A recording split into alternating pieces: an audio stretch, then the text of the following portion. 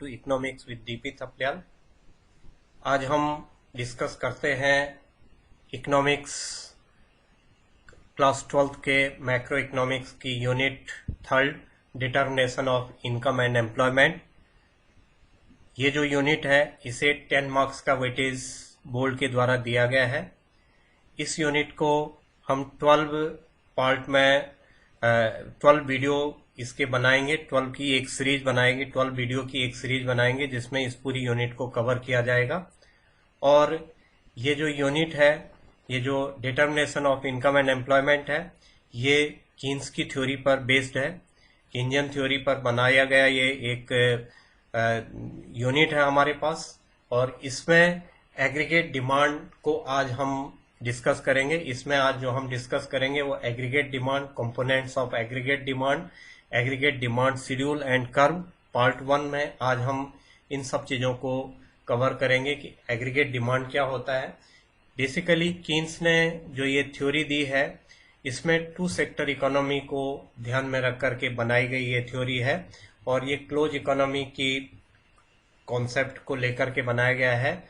2 sector economy में इसे develop किया गया है, और इसके बेस पर हम इस पूरी थ्योरी को समझेंगे।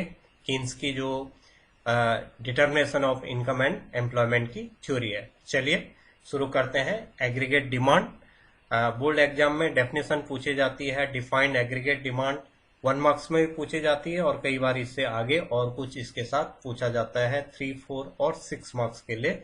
इस टाइप के क्वेश्चनों में इनिशियली डेफिनेशन भी आ जाती है। तो aggregate demand AD means the aggregate expenditure on final goods in an economy within an accounting year. Within an accounting year, expenditure on final goods in an economy. इसे हम दूसरे ढंग से भी कह सकते हैं। Aggregate demand means the total demand for final goods in an economy.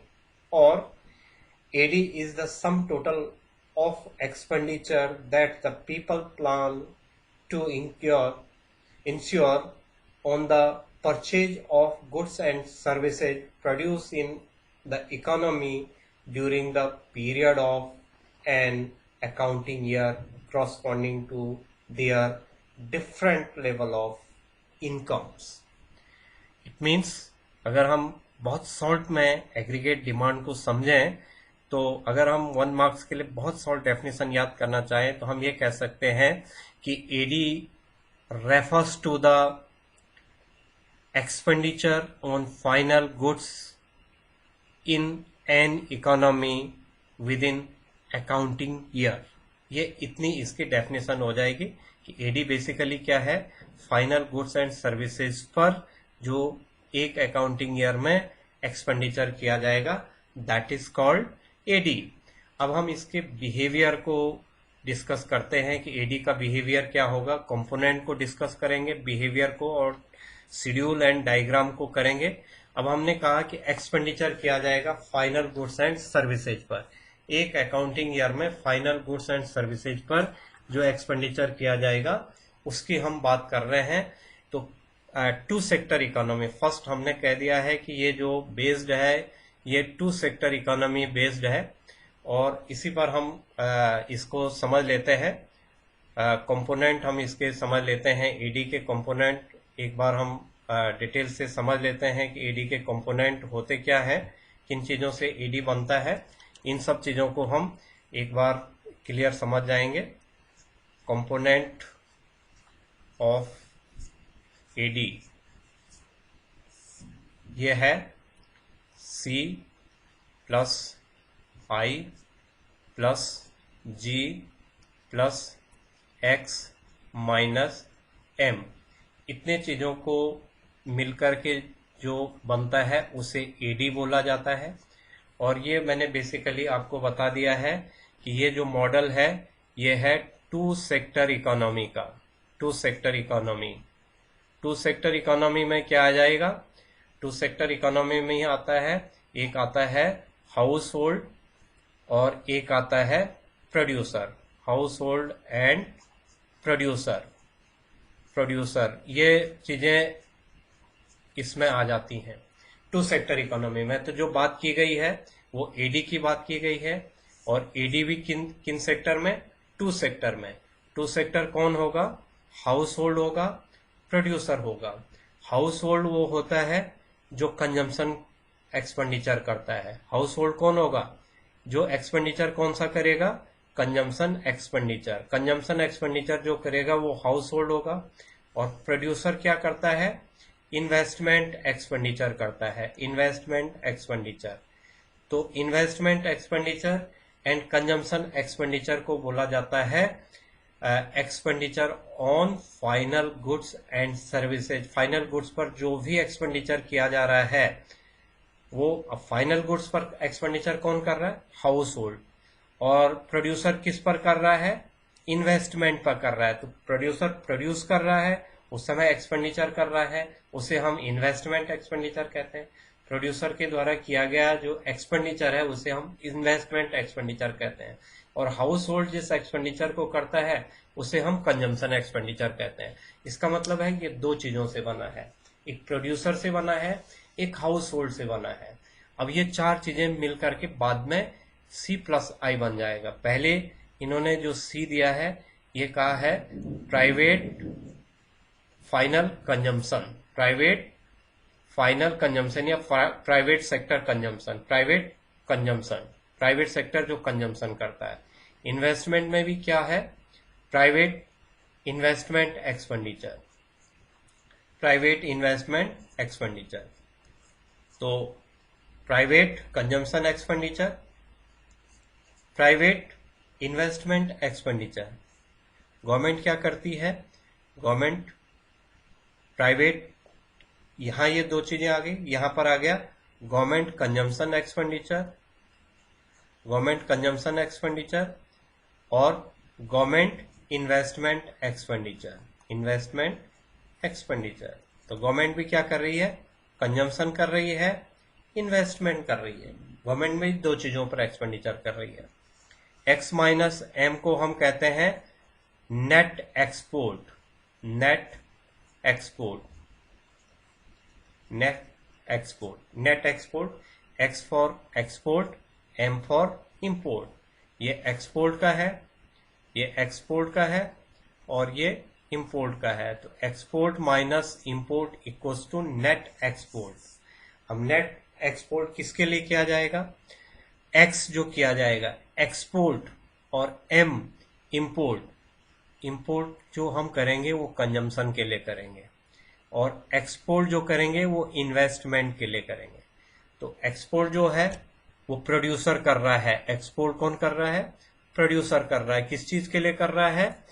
Producer जो एक्सपोर्ट कर रहा है वो कर रहा है इन्वेस्टमेंट के लिए, और इंपोर्ट जो कर रहा है वो कंजम्पशन के लिए कर रहा है। तो फाइनली एक्सपोर्ट एंड इंपोर्ट भी किस में कन्वर्ट हो गया? इन्वेस्टमेंट एंड कंजम्पशन में। अब अगर हम इन सबको एक साथ ले लें तो ये हो जाएगा, फाइनली हम इसे क्या कहेंगे? फाइनली हम कहेंगे AD equals to C plus I. अब इस सी में क्या आ गया? सी में आ गया प्राइवेट गवर्नमेंट, आई में क्या आ गया? Private government. तो दोनों मिल करके क्या बन गया? C प्लस आई बन गया। तो AD को हम क्या कहेंगे? अगर हम AD के चारों कंपोनेंट को फिर से कंबाइन कर लें तो ये बन जाता है C प्लस आई। अब यहां पर जो इंपोर्ट होगा, इंपोर्ट जो होगा वो फिर से क्या हो जाएगा? कंजम्पशन के लिए किया जाएगा। इंपोर्ट चाहे वो इंडस्ट्री के लिए किया जा रहा है वो भी कंजम्पशन है, चाहे लोगों को गुड्स आ रही हैं बाहर से वो भी कंजम्पशन है, और जो एक्सपोर्ट है वो इन्वेस्टमेंट है। तो finally AD equals to C plus I. AD दो चीजों से मिलकर के बना है C प्लस आई। तो अब हम आगे से जब भी AD को पढ़ेंगे तो AD हमारे दिमाग में आ जाना चाहिए कि C प्लस आई से बना है। टू सेक्टर इकोनॉमी में हाउस होल्ड एंड प्रोड्यूसर होते हैं, और हाउस होल्ड एंड प्रोड्यूसर किस पर खर्च कर रहे हैं? C प्लस आई पर कर रहे हैं। कंजम्पशन एक्सपेंडिचर कर रहे हैं, इन्वेस्टमेंट एक्सपेंडिचर कर रहे हैं। तो कंजम्पशन एंड इन्वेस्टमेंट एक्सपेंडिचर। तो ये हमारा एडी के कंपोनेंट हो जाते हैं। 2018 में इसे बोर्ड एग्जाम में पूछा गया था, सीबीएसई बोर्ड एग्जाम में। Explain components of aggregate demand, और ये 3 मार्क्स के लिए बोर्ड एग्जाम में पूछे गए थे। तो हमने क्या लिखना था, AD equals to C plus I plus G plus X minus M. Also मैंने आपको पहले ही आपको अभी समझा दिया है, फिर भी एक बार रीड कर लेता हूँ। C equals to demand for goods and services for the private consumption, also called private final consumption expenditure. I, demand for private investment. G, demand for goods and services by the government. X minus M को हम net export कह रहे हैं, इसे मैंने कह दिया export minus import. Since the determination of the income and employment is to be stood in the context of the two sector model, ये चीज आपको पहले ही बता दी है कि टू सेक्टर मॉडल के लिए इन्होंने तैयार कर रखा है, और उसमें ये कंपोनेंट एग्रीगेट डिमांड के हमारे पास रहेंगे। अब हम आ जाते हैं कि एग्रीगेट डिमांड के इन कंपोनेंट्स के बाद इसका बिहेवियर क्या होगा, behaviour of the AD and AD schedule. AD schedule जो है वही बिहेवियर ऑफ द एडी भी होता है। बिहेवियर ऑफ एडी में एडी शेड्यूल को हम डिस्कस करेंगे कि इसका बिहेवियर कैसा रहता है एडी का। तो एडी के बिहेवियर में हम एडी शेड्यूल को डिस्कस करेंगे। मैं शेड्यूल आपको समझा देता हूँ। Since AD is measured in term of aggregate expenditure in the economy, behavior of AD is stood in term of the behavior of aggregate expenditure at different level of income. जो expenditure based होगा वो income पर based होता है। कोई भी expenditure जो करेंगे वो इनकम बेस्ड होगा। Higher income, higher consumption expenditure, and lesser income, less aggregate expenditure. जिस कंट्री जहां पर भी इकोनॉमी में अगर वाई ज़्यादा है तो एग्रीगेट एक्सपेंडिचर अपने आप ही ज़्यादा होगा, और अगर वाई कम है एग्रीगेट एक्सपेंडिचर अपने आप कम हो जाएगा। एग्रीगेट एक्सपेंडिचर आपको पहले ही मैंने डिस्कस कर लिया है कि एग्रीगेट एक्सपेंडिचर 2 चीज़ों से बन रहा है। किस चीज़ से बन रहा है, सी प्लस आई। हाउस होल्ड के द्वारा कंजम्पशन पर जो एक्सपेंडिचर किया जा रहा है, प्रोड्यूसर के द्वारा जो प्रोडक्शन पर एक्सपेंडिचर, इन्वेस्टमेंट एक्सपेंडिचर किया जा रहा है। 2 चीज़ों से मिल करके एग्रीगेट एक्सपेंडिचर हमारा बन रहा है। अब इसकी हम शेड्यूल बना लेते हैं कि कैसे करके हम एग्रीगेट बिहेवियर हम इसका समझा सकते हैं एग्रीगेट डिमांड का। तो इसे समझाने के लिए जब तक हम इसे समझे नहीं, एक टेबल बना लेते हैं हम। शेड्यूल जैसे हम कह रहे हैं, शेड्यूल एडी का है, एडी का हम शेड्यूल बना लेते हैं। जब तक हम इसे एक बार में समझे नहीं तब तक हम इसे डायरेक्ट वाई एंड एडी का नहीं बनाते हैं, इसे थोड़ा सा समझ लेते हैं। वाई फॉर इनकम, इकोनॉमिक्स में वाई जो साइन है वो इनकम के लिए यूज किया जाता है। आई इन्वेस्टमेंट के लिए किया जाता है, इसलिए वाई इनकम के लिए किया जाता है। सी कंजम्पशन के लिए किया जाता है। हमने कहा एडी 2 चीजों से मिलकर के बना है। किस चीज से बना है, सी प्लस आई। तो सी प्लस आई क्या बनता है, एडी हो जाता है, सी प्लस आई। इतना हमारे पास आ जाता है। अब हम जब इसे कंस्ट्रक्ट करते हैं, इसका एक जो बिहेवियर है उसे समझना जरूरी है। पहला बिहेवियर को समझेंगे तो हम कोई भी यहाँ पर नंबर रखेंगे वही हमारी टेबल बन जाएगी। ये कोई रटने वाली टेबल नहीं होती हैं। ये जो टेबल कंस्ट्रक्ट होती हैं on the basis of behaviour of the AD, on the basis of law of AD. ये जो एडी है ये एक्स एंट एडी कहलाता है। एक्स एंट, कीन्स ने जो नाम दिया है एक्स एंट। एक्स एंट का मतलब होता है कि जो प्लान किया गया हो, planning, not actual AD, it is plan AD. Question पूछा गया था 2019 में, what is ex ante AD. Ex ante AD का मतलब हो जाता है, एक्स एंट एडी का मतलब plan aggregate demand. Plan aggregate demand are called ex ante AD, और अगर एक्चुअल होता है तो उसे एक्स पोस्ट एडी कहते हैं। एक्चुअल को एक्स पोस्ट एडी कहते हैं और जो प्लान है उसे एक्स एंड एडी कहते हैं। तो प्लानिंग है ये, कैसी प्लान किया जा सकता है। एज पर कीन्स इनकम में be zero, as per Keynes income में बी जीरो। इनकम क्या हो सकती है, जीरो हो सकती है, but consumption never zero, but consumption never zero. अब भी जानते हैं इनकम जीरो हो सकती है बट कंजम्पशन जीरो नहीं हो सकता है। इनकम के साथ पॉजिटिव रिलेशन है कंजम्पशन का, इनकम इंक्रीज होगी, कंजम्पशन ऑल्सो इंक्रीज।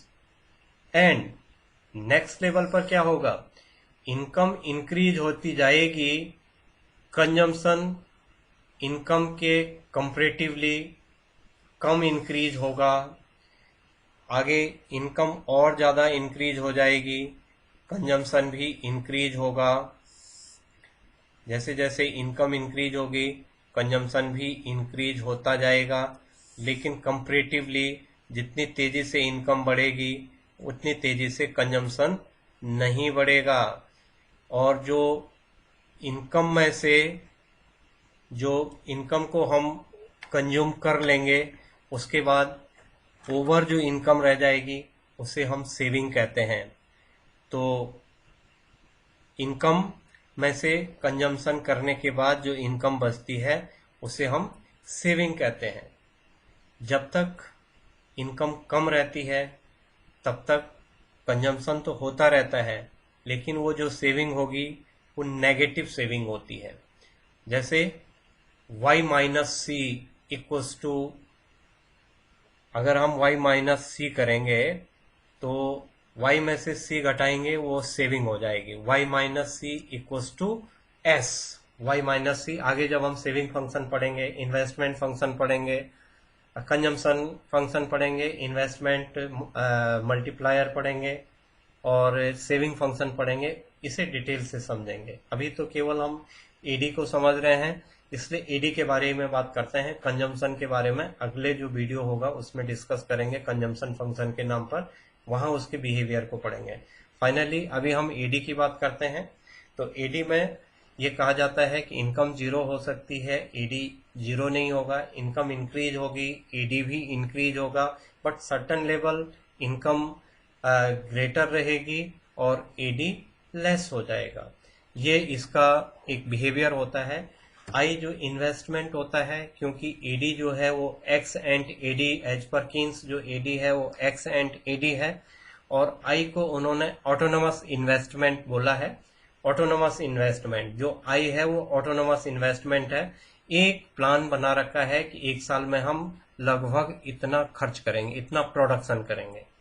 एक प्रोड्यूसर प्लान करता है कि उसे एक साल में इतना प्रोडक्शन करना है, तो इसके लिए जो वो खर्च करेगा, उस प्रोडक्शन पर इन्वेस्टमेंट जो एक्सपेंडिचर करेगा वो एक साल के लिए एक जैसा, ऑटोनोमस उन्होंने कहा है, एक साल के लिए एक जैसा रखा जाएगा। सपोज कर लीजिए मैं यहाँ पर 10 रख लेता हूँ, आप 5 भी रख सकते हैं, आप 15 भी रख सकते हैं, 10 भी रख सकते हैं, 20 भी रख सकते हैं, कुछ भी रख सकते हैं, पर ये सभी लेवल पर एक जैसा रहेगा, क्योंकि ये क्या है, ऑटोनोमस इन्वेस्टमेंट है। और एडी जो है वो एक्स एंड एडी है। अब क्या हो जाता है, C plus I, 5 plus 10 equals to 15, 10 plus 10 20, 25, 30, 35 and 40। ये देख लीजिए। अब इसमें हमें दो चीजें नजर आई, तीन बातें हमने जो अभी तक ये कही हैं वो तीन चीजें यहाँ पर सामने आई हैं। और ये तीन चीजें क्या आई हैं, इसके जो ऑब्जर्वेशन है, हमारी ऑब्जर्वेशन तीन चीजों पर बनी है। यहाँ पर क्या है, y less than AD, y less than AD, y कम है, y 0 है, एडी 15 है, y बढ़ करके 10 हुआ, एडी 20 हो गया, y 20 हो गया, एडी 25 हो गया। नेक्स्ट में क्या आ जाएगा, y equals to AD, y AD के बराबर है। और अगला जो फेज आएगा, अगला जो फेज आ रहा है वो क्या आ रहा है, y greater than AD, y greater than AD. तो इनिशियली क्या है, y में भी जीरो, AD never zero, y increase, AD also increase, but certain level y increase comparatively AD less increase. ये कॉमन सी बातें हैं, इसको कोई बहुत ज़्यादा इस पर ऐसा कोई साइंस नहीं है, ये हमारी डेली लाइफ की चीज़ें हैं। हम डेली लाइफ में जानते हैं जब इनकम कम होती है उस समय कंजम्पशन भी कम होता है, जैसे जैसे इनकम बढ़ने लग जाती है वैसे वैसे कंजम्पशन भी बढ़ने लग जाता है। और एक टाइम पीरियड ऐसा आता है कि जब इनकम ज़्यादा हो जाती है कंपेरेटिवली हम उतना कंजम्पशन नहीं करते हैं, और तब जो वो इनकम सरप्लस इनकम होती है after consumption over and above income are called saving कहलाती है वो।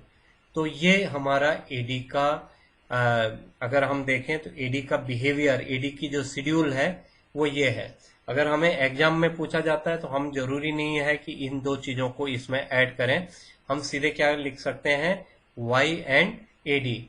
और ये हमने आपको कह दिया कि आप अपने हिसाब से भी कर सकते हैं। अगर हम डायरेक्ट लिख रहे हैं तो मैं अगर यहाँ पर एक छोटी सी टेबल बना लो, ये y हो गया, ये एडी हो गया। मान लो मैंने इसे 0 लिख लिया, इसे 10 लिख लिया, इसे 10 लिख लिया, इसे 15 लिख लिया, इसे 20 लिख लिया, इसे 20 लिख लिया, इसे 30 लिख लिया, इसे 25। तो देख रहे हैं आप, ये मैंने 5 के मल्टीपल पर बढ़ाया है। एडी जो है वो 5 के मल्टीपल पर इंक्रीज किया गया है, जबकि y को जो है वो 10 के मल्टीपल पर इंक्रीज कर लिया। अपने टेबल को सही करने के लिए, अपने टेबल को अगर हम अपने आप बनाना शुरू कर लें तो ये एक लेवल पर ऐसा आ जाएगा कि ये तीनों चीजें एक ही टेबल में बन जाएंगे कि y लेस देन एडी हो जाएगा, y इक्वल्स टू एडी हो जाएगा, y ग्रेटर देन एडी हो जाएगा।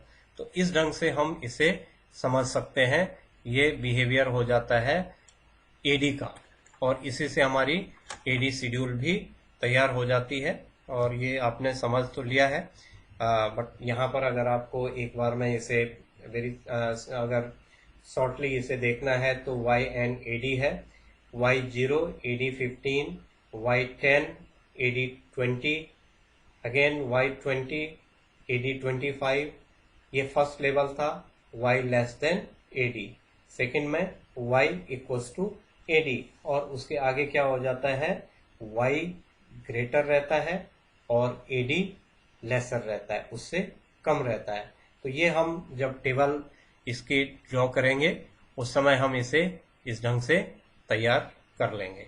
तो एक ये चीज हमारे सामने आई है, इसे हम समझ गए। देन अब हम इसको आगे अगर हम ले जाते हैं तो हमारे पास आ जाता है अब अगला जो इसका बिहेवियर, जिसे हमने ऑब्जर्वेशन पर आपसे टेबल बनाते समय डिस्कस कर लिया है। एक बार आप इसे रिटर्न फॉर्म में भी देख सकते हैं कि हमें कैसा लिखना, जिस ऑब्जर्वेशन को मैं टेबल बनाते समय आपसे डिस्कस कर रहा था उस ऑब्जर्वेशन को आप यहाँ पर देख सकते हैं। उस ऑब्जर्वेशन में क्या था, first observation, there is always some minimum level of expenditure. Always minimum level of expenditure किस चीज पर किया जाता है, कंजम्पशन पर, क्योंकि ये कहा जाता है इनकम में भी zero, consumption never zero. Consumption कभी भी जीरो नहीं हो सकता है, इनकम जीरो हो सकती है। ये एज्यूम किया गया है, ये कीन्स ने एज्यूम किया, लेकिन डेली लाइफ में अगर हम देखें तो ऐसी पॉसिबिलिटी है, इनकम जीरो हो सकती है, कंजम्पशन जीरो नहीं हो सकता है। बच्चों के पास अपनी इनकम जीरो होती है, पेरेंट की इनकम से ही वो कंजम्पशन करते हैं। ऐसा नहीं है कि बच्चा कंजम्पशन एक्सपेंडिचर ही नहीं कर रहा होगा, करता है। तो इनकम में भी जीरो, कंजम्पशन नेवर जीरो। तो सो दैट एडी के मामले में हम इसे कह सकते हैं कि this is always some minimum level of expenditure in the economy even when y is zero, income is zero. Thus AD equals to 15 when y equals to zero, called negative saving. ये मैं आपसे already discuss कर चुका हूँ। Second है AD increase as y increase. AD increase होता है जैसे y भी इंक्रीज, y इंक्रीज होने से एडी भी इंक्रीज हो जाता है।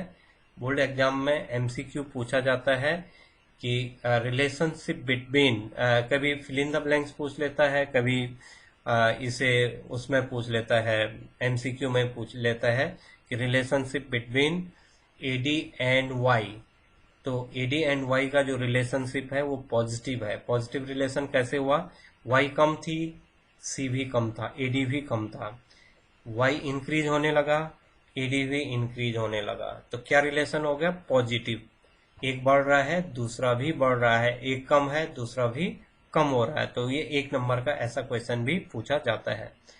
थर्ड ऑब्जर्वेशन है, after a certain level of Y is reached AD lag behind y, thus when y equals to 0 AD 35। इसे बता दिया कि एक लेवल, सर्टन लेवल ऐसा आता है कि जहां पर y ज्यादा हो जाता है AD से, y ज्यादा रहेगा और AD कम रहेगा। तो ये ऑब्जर्वेशन है इसकी, इस बेस पर हम इसे डिस्कस कर सकते हैं। और फाइनली इसका जो बनता है वो होता है शेड्यूल। शेड्यूल पर हम इस पर डिस्कस कर लेते हैं। अभी हमारा, क्योंकि हमने इसमें एग्रीगेट सप्लाई को इंट्रोड्यूस नहीं किया है, तो अभी एग्रीगेट सप्लाई के बारे में हम इसमें समझेंगे नहीं।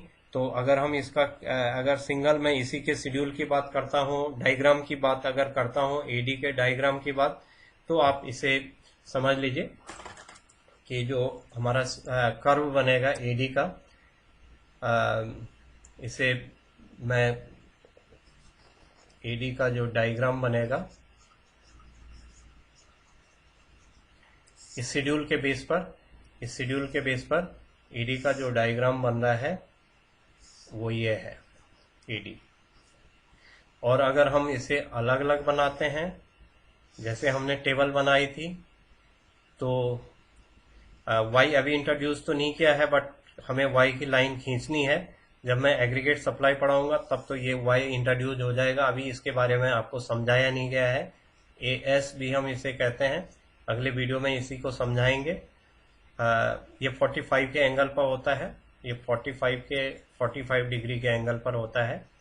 एडी 0 नहीं होता है, इसे मैं सी लिख रहा हूँ, और अगर इसके साथ आई भी जुड़ जाएगा तो ये हो जाएगा सी प्लस आई, और इसी को हम कह लेंगे एडी।